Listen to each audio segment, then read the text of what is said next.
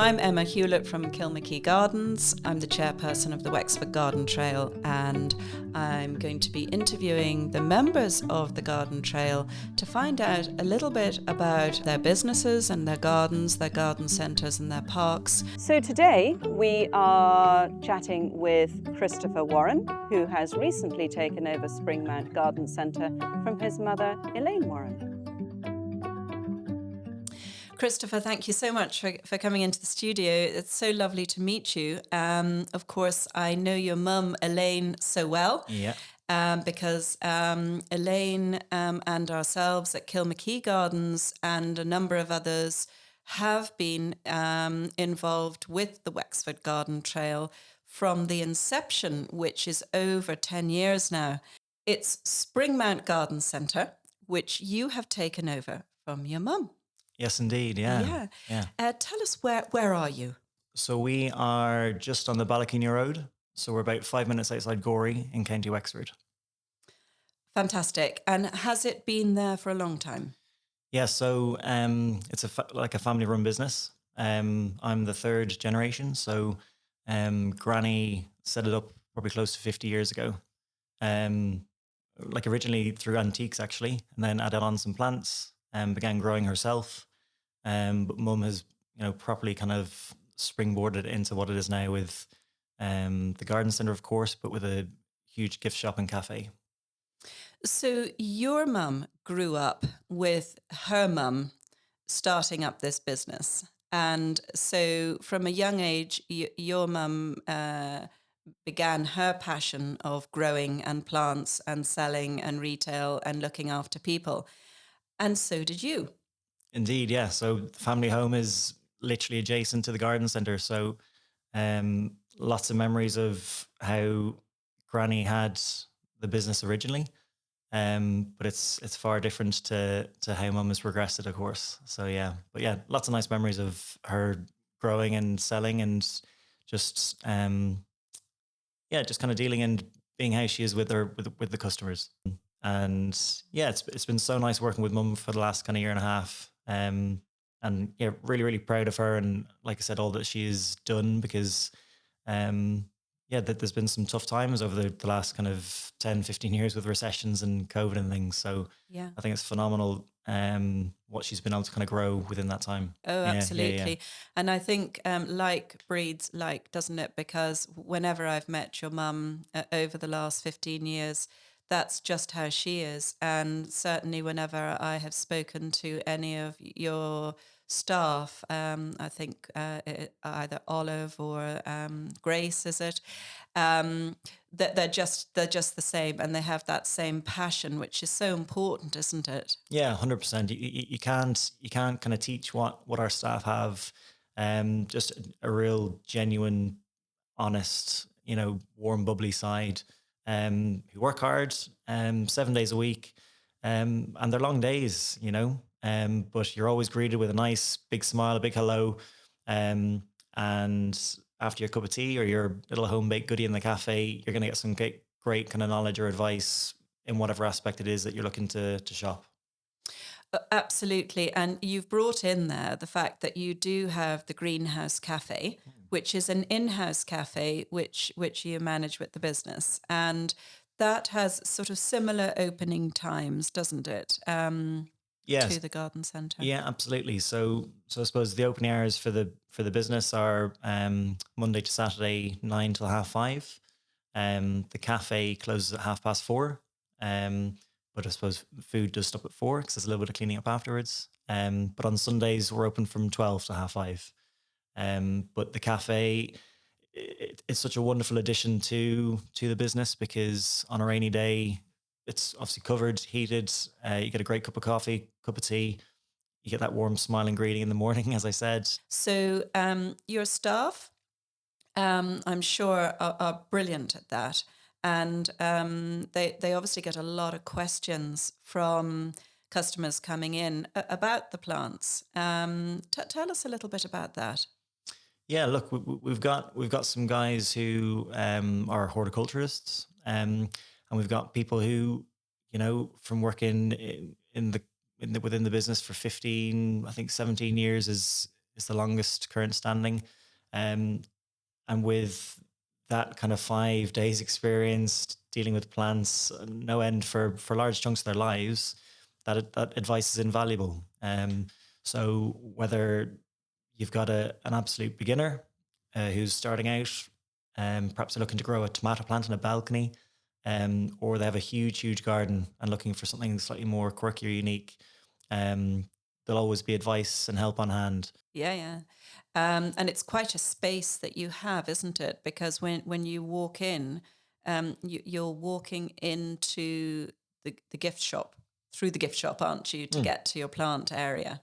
Yeah, correct. So the entrance, so large car park to the front, free parking, which I think is important to note. But yeah, walk through the shop, and you can kind of meander your way through all these kind of gifts and bird care, all that kind of thing. To the rear is our covered area for plants, and then we have an uncovered area. So it's predominantly a garden center, a huge array of plants. But the expectation from garden centres at the moment is to grow the shop side. Like I said, with scented candles and wind chimes and a whole array of things. Mm. So it's exciting to see these new products kind of come through where we can. Hmm. Um, we love to support Irish companies if we can, support local. Um, ethically sourced or sustainable recycled materials is a big thing for us. So again, if we can find that, we will. Um, but yeah, like I said, it's a real kind of cave of little goodies that sometimes you might not see. So Yes, always something a little bit and that different. takes time, doesn't it? All that side of it, Mm. sourcing the right things and trying out certain products. And it sounds as if you really have your customers um, uh, at the forefront of your thoughts. So I suppose that helps, doesn't it? Because you know the type of customer who's going to be coming to the garden centre. Yeah, look, feedback, good or bad, is so important. Um, we can't cater for absolutely everybody, but we listen. And if there's something which people are asking for, of course we'll try it. If it's something that we just order in on a one-off basis, if we can, of course we will. But I think it's really important to kind of not stay stagnant, to keep things fresh and to try and change things up a little bit. Um, but there's always the go-to winners that people love to see as well. So it's great to hear customers suggesting different bits that we can try and get in for them. Because yeah, like I said, we absolutely will if possible. Yeah, yeah. We're very lucky in County Wexford because I know at Kilmackie, our gardens are open to the public. They're obviously a bit bigger than your average garden. Um, we certainly say to ourselves how lucky we are that there are such good garden centres in our county. And that really does sort of, it finishes the circle for people, doesn't it? Because with the garden trail, we have the gardens, both the smaller private gardens and the larger government owned gardens and parks open, and the garden centres where you can actually purchase perhaps types of plants that you might have seen while visiting.